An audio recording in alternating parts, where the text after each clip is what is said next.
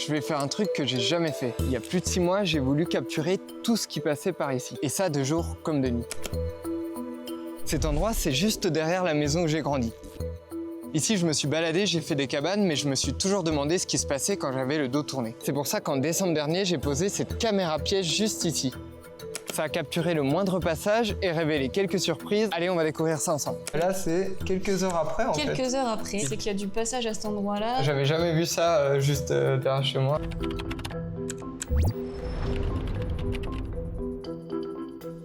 Bonjour à toutes et à tous. Bon bah voilà la fameuse carte SD qu'on a récupérée. Il y avait plus de 1000 photos et vidéos en tout. En fait, à chaque fois que quelque chose passait devant, ça se déclenchait. On est aussi avec Ondine qui va nous aider à décrypter un peu ce qu'on va y voir. S'il y a des espèces que je reconnais pas trop, oui, et nous en dire un peu plus sur ces animaux. Hop.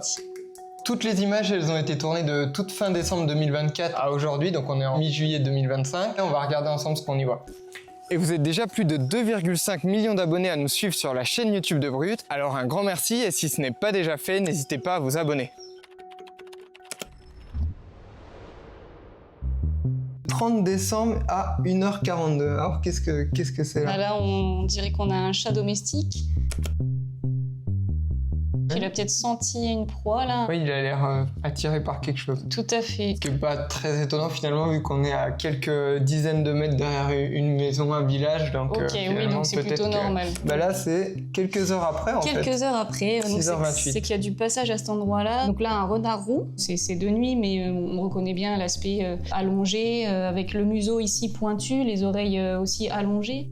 Je vais tenir un petit décompte des animaux qu'on voit et on fera le bilan à la fin de un peu combien on a vu de chaque, etc. Ça marche. Je pense que ça peut être intéressant. Vous, chez vous, si vous voulez essayer de faire des paris en commentaire de ce qu'on risque de voir ou pas et ce qu'on verra le plus, n'hésitez pas. On verra à la fin si vous étiez proche ou pas. Je me note du coup un chat domestique et donc un renard roux. 1er janvier 2025. Peut-être que c'est une piste qu'il emprunte un peu quotidiennement. Ah, la très belle photo en journée, ouais, ça change. Bah là, on voit très bien le pelage roux typique du renard roux, le bout de la queue blanche. Elle est belle cette photo. On voit ses oreilles aussi qui sont noires. Avec un peu de neige. Avec la neige, et on voit justement qu'il a un pelage bien dense pour éviter d'avoir froid l'hiver. En fait, le renard, il est en période de rut en janvier-février. Ah, okay. Donc là, c'est le moment de la recherche de partenaires et c'est caractérisé par des courses-poursuites, des jeux avec des petits hurlements, aboiements typiques du renard donc à cette période. Ah, je savais pas du tout. Ok. Qu'est-ce que c'est ça? Qu'est-ce qu'on a là? Alors, là on a un mustélidé. C'est quoi les mustélidés? Alors mustélidé, c'est une famille de mammifères. C'est tout ce qui est blaireau, fouine, martre, loutre, belette, putois.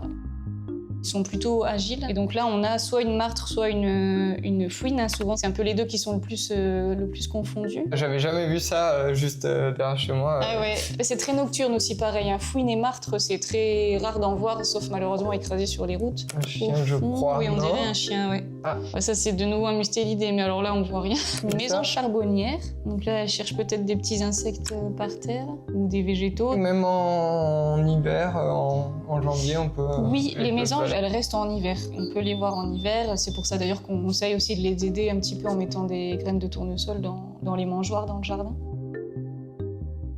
Ah, un nouveau renard. On voit qu'il est mouillé. Là, on dirait qu'il pleut d'ailleurs.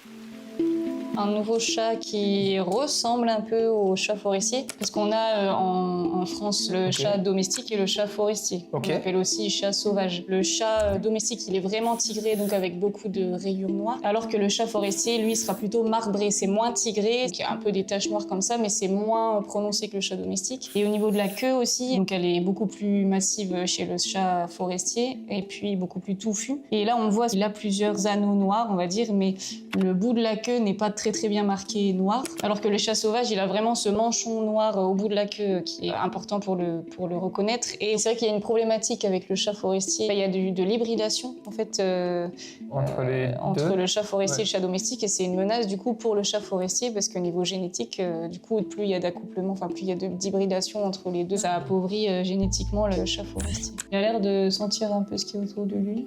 Son activité est plus intense la nuit pour la chasse en tout cas. Le renard, il a une technique de chasse quand il chasse les campagnols ou les mulots plutôt en prairie, qui s'appelle le mulottage. Une fois qu'il a repéré sa proie, il va vraiment bondir et retomber sur ses pattes avant et presque même parfois la tête la première dans la neige ou dans la végétation pour choper le campagnol. Bon, on va pas vous montrer tout ce qu'on a vu parce que ça prendrait des heures, mais on tient les comptes et on vous dira à la fin combien on a vu de chacun des animaux. Toujours le renard. Là, donc on voit qu'il renifle la piste parce qu'en fait, le renard, pour marquer son territoire, il utilise ses déjections. Dans ces déjections, il y a des signaux olfactifs qui indiquent de l'âge, du sexe et du statut reproductif de l'individu. Rien qu'en s'entend les... Oui, okay. C'est comme ça qu'ils communiquent entre eux. Là, on le voit qu'il renifle un petit peu. Peut-être qu'il a senti des odeurs d'un autre renard ou d'autres espèces qui marquent également, comme la martre, si elle est passée, peut-être qu'elle a marqué son territoire. Si une femelle, là, pendant la période de reproduction, est prête à s'accoupler, le mâle va le sentir dans sa déjection.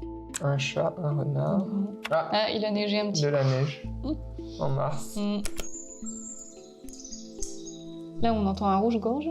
Voilà, le petit son très flûté, très fin, comme ça, en forêt, c'est le rouge-gorge familier. L'hiver, le froid, il y a de quoi s'en protéger. C'est plutôt leur plumage. Parfois, on voit, ils sont tout gonflés.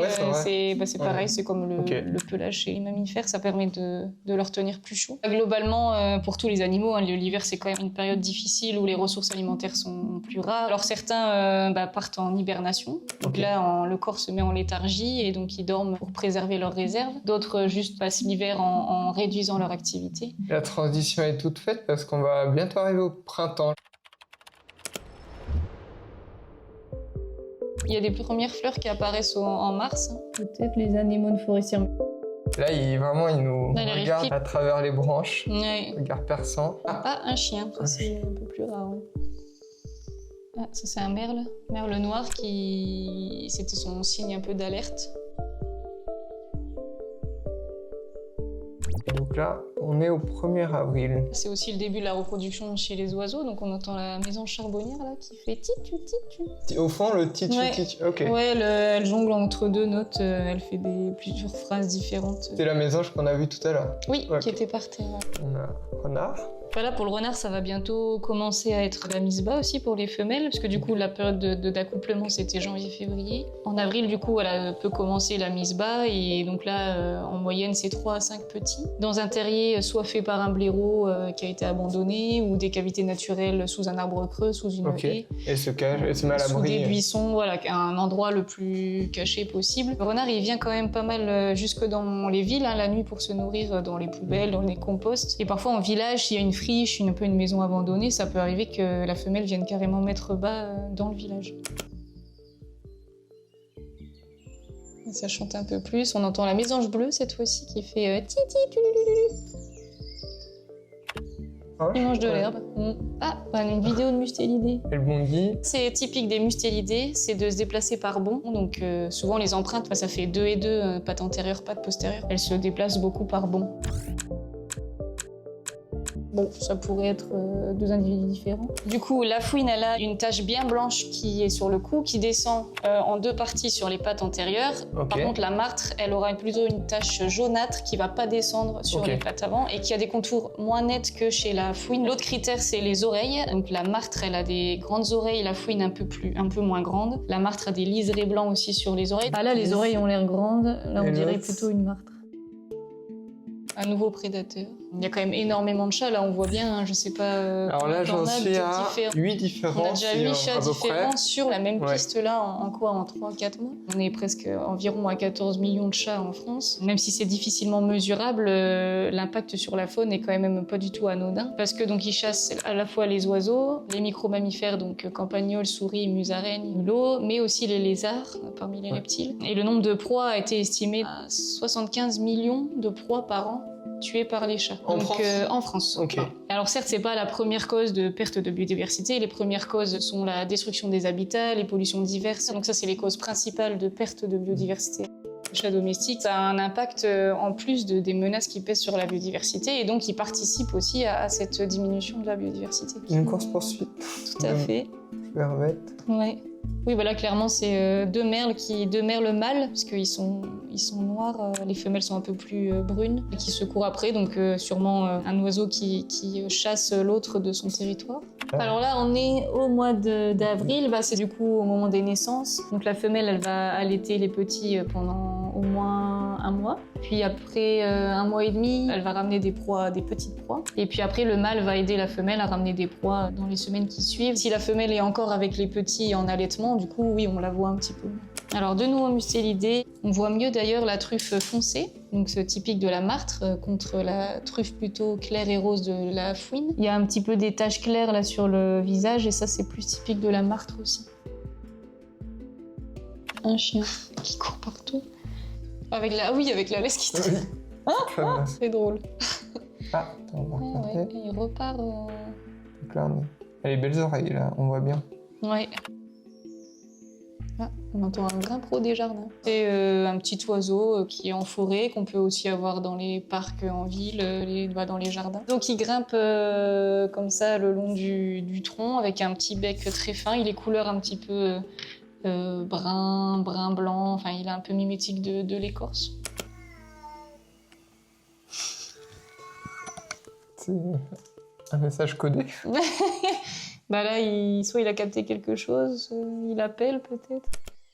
À partir du lever du soleil, les oiseaux ils sont à fond en période de reproduction. Pour défendre leur territoire aussi, ils chantent. On arrive en mai. Ah, qu'est-ce que c'est ça? Nouvelle espèce. Wow. Bah là, on a un chevreuil mâle qu'on appelle un brocard. Donc c'est le seul qui a des petits bois. La femelle n'a pas de bois. Ici? Voilà. Donc là, c'est une période où les jeunes commencent à naître. Donc au moment de la reproduction, les mâles courent après les femelles assez longuement et de manière un peu circulaire autour de buissons ou autres. Et ça marque un peu le sol. Et donc ça a été appelé des rondes sorcières. Donc c'est un peu, on va dire, une parade entre mâles et femelles. Et le mâle, là, avec ses bois, pour marquer son territoire, il va aller frotter sur un tronc d'arbre. Il regarde le piège à travers la végétation. Et le renard, il peut pas... Non, il est beaucoup trop petit pour s'attaquer à un chevreuil. Non, globalement, c'est pas ses proies qu'il va viser. Après, un petit chevreuil, pourquoi pas, mais c'est pas... Non, ça va pas être ses proies principales. On va pouvoir faire une compilation de Mustélidés un peu flou. Oui, carrément. Ça fait presque poursuite, mais quand on enchaîne les deux photos, mais non, on est un peu plus d'1 heure plus tard. Le renard, c'est un des animaux qu'on a le plus vu depuis le début. Est-ce qu'il y en a beaucoup en particulier dans la région? En Bourgogne-Franche-Comté, il est présent partout dans la région. Bon, là, le renard, il n'est pas en mauvais état de conservation, il se porte quand même plutôt bien. Mais quand même, il a quand même moins de territoire disponible pour tous les couples de renards. Il est aussi classé ésode, donc espèce susceptible d'occasionner des dégâts. Ça veut dire qu'il peut être chassé toute l'année et de toutes les manières possibles, piégeage, tir et aussi la vénerie sous terre où ils vont chercher les adultes et les petits dans les terriers, de manière très très douloureuse pour les animaux. Donc, bah alors ça c'est pris en flag, le renard qui fait sa déjection. Donc bah voilà, comme on disait tout à l'heure, c'est une manière de marquer son territoire et grâce au musc qui est mis sur la déjection, il y a toutes les infos sur son statut reproductif, sur son sexe, sur son âge. Et donc là on voit bien qu'il fait sa déjection sur la piste pour que les autres individus puissent la capter. À leur passage. Oui, c'est vrai, c'est en plein milieu de la piste. Oui. Ça, on entend la fauvette à tête noire. Voilà, très flûté, très fin. C'est la fauvette à tête noire. C'est un oiseau. Il évite les branches. Ouais, c'est ça. C'est alors. Hop, tac, il est agile. Ah, bah on dirait un chevreuil, tiens. De nouveau. Ouais, on voit pas bien s'il a des bois ou pas. Vu qu'on est mai-juin, si c'était un petit de l'année, il aurait des taches blanches sur les flancs, qui gardent au moins 1 voire 2 mois. 2 jours, ça change, ouais. Ça faisait longtemps qu'on l'avait pas vu 2 jours. 40 minutes d'intervalle. Ah ouais, il se suit. 8 minutes plus tard, un renard. Ah ouais. Vraiment l'autoroute. Et donc là, on est passé à l'été. Est-ce qu'il y a des choses que ça peut changer pour certains des animaux qu'on a vus ou le milieu? Tout à fait. Alors, la martre et la fouine, c'est en juillet-août, la période de rut. Donc, pour elles, là, ça va être le début d'une période assez intense de recherche de partenaires, d'accouplement. Par exemple, les renardeaux, ils s'apprennent à chasser. Au moins 2 mois passés, ils commencent à sortir du terrier. C'est là où ça peut être un peu dangereux aussi pour les renardeaux si les terriers sont près des routes, parce que ils peuvent se faire écraser, ça arrive de voir des jeunes renardeaux écrasés au mois de juin, par exemple, parce qu'ils commencent à découvrir un peu leur environnement. un chat. Et si on a un chat, est-ce qu'il y a des choses qu'on peut faire pour essayer de réduire cet impact? Tout à fait. Il existe des petits colliers avec des clochettes ou des colliers assez volumineux avec des couleurs pour que ça alerte un petit peu les proies dont il peut se nourrir pour qu'elles s'échappent. Après, vous pouvez mettre des dispositifs sur les arbres, donc ça fait le tour du tronc de l'arbre, ça les empêche de monter dans l'arbre. Et aussi, ce qui est important de faire, si jamais vous avez un nid d'oiseau dans le jardin avec un nichoir ou un nid naturel, c'est de surveiller le moment où vous sentez que ça piaille beaucoup dans le nichoir et que les oisillons vont sortir. Donc là, c'est catastrophe. S'il y a le chat à côté, c'est sûr qu'il va les chasser. Donc si vous pouvez enfermer votre chat les 2-3 jours où vous sentez que les oisillons vont être là au moment où il sort dans le jardin, voilà, pour faire ses besoins ou autre. En tout cas, bien le surveiller à ce moment-là, c'est déjà bien. Je pense que certaines personnes peuvent aussi se dire, oui, mais c'est peut-être un besoin naturel pour les chats de se balader, de chasser. Le chat, c'est un très grand prédateur qui naturellement a besoin de chasser, mais il faut essayer quand même de le restreindre, donc peut-être jouer un petit peu plus avec lui à la maison, au jardin, pour essayer de faire en sorte qu'il aille moins dans le milieu naturel en dehors du jardin. Trouver le juste milieu entre le laisser s'amuser, mais limiter les impacts sur les autres animaux. C'est ça. Il y a beaucoup de chats errants et des chats carrément qui redeviennent sauvages, qu'on appelle chats arrêts. Donc c'est des chats qui étaient domestiques à la base, mais qui ont soit été abandonnés, soit sont retournés en fait, à l'état sauvage. Et du coup, le plus important à faire, c'est de stériliser les chats errants au maximum.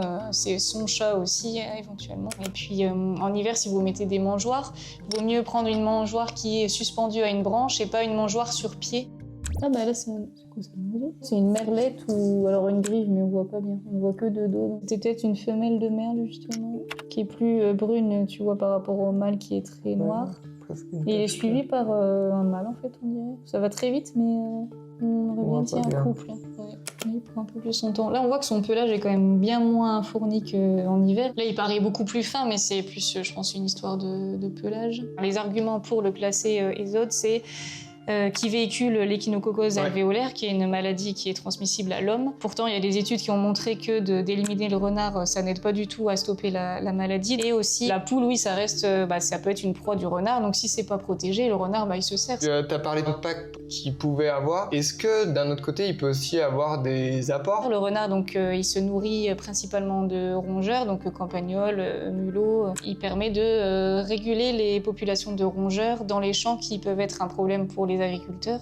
Et puis globalement, en mangeant les proies affaiblies et malades, ça permet de limiter la propagation des maladies. En ce moment, il y a une expérimentation depuis quelques années, un programme qui s'appelle Carélie pour campagnols, renards et lièvres, qui est réalisé avec plusieurs acteurs, chasseurs, agriculteurs, université de Bourgogne-Franche-Comté. Et donc on travaille ensemble où du coup il y a 30 communes du territoire où le renard n'est plus chassé, plus ésode, contre des zones où il l'est toujours comme avant. Et donc on compare un peu l'impact qu'a la gestion du renard sur sa population, sur ses proies, sur les maladies qu'il peut véhiculer et sur l'impact sur les poulaillers. Mais je trouve ça intéressant que tout le monde se mette autour de la table pour dire bon, on regarde vraiment ce qu'il en est. Voilà, il y a une vraie étude scientifique qui est en cours, ça sera sur minimum 7 ans.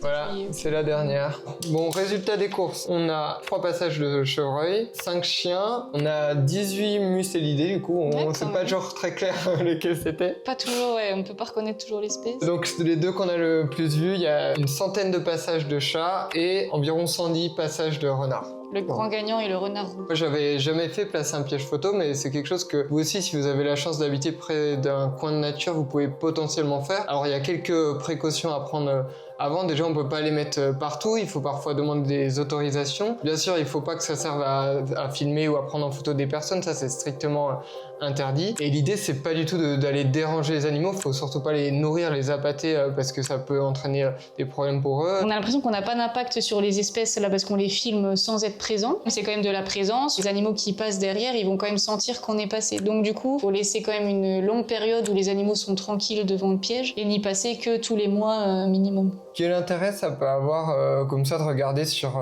autant de mois un même endroit? Nous, on le fait à la LPO pour différents projets, donc ça peut permettre d'avoir un inventaire assez complet en le laissant assez longtemps de la faune qu'il peut y avoir dans ce milieu forestier. Donc c'est bien de changer un peu d'endroit de temps en temps quand même le piège. Après, ça permet de suivre des espèces rares Hâtre, par exemple. On est sur le front de recolonisation de la loutre en Franche-Comté, donc on pose des pièges photos pour la chercher, voir si elle est présente ou non sur nos cours d'eau. On rappelle qu'on vit au sein d'un écosystème et que l'homme n'est pas déconnecté de toutes ces espèces. Et c'est bien de se rendre compte qu'elle est présente pour derrière la protéger. Voilà, c'est tout pour cette vidéo un peu différente de d'habitude. J'espère qu'elle vous a plu. Si vous avez des questions sur certaines scènes qu'on a vues, n'hésitez pas à les poser dans les commentaires. Et pour la petite histoire, ce piège photo, il a été offert par ma mère à mon père à Noël. Et c'est ça qui a donné naissance au projet. Merci à eux. Merci à toutes les personnes qui ont participé et je vous dis à bientôt.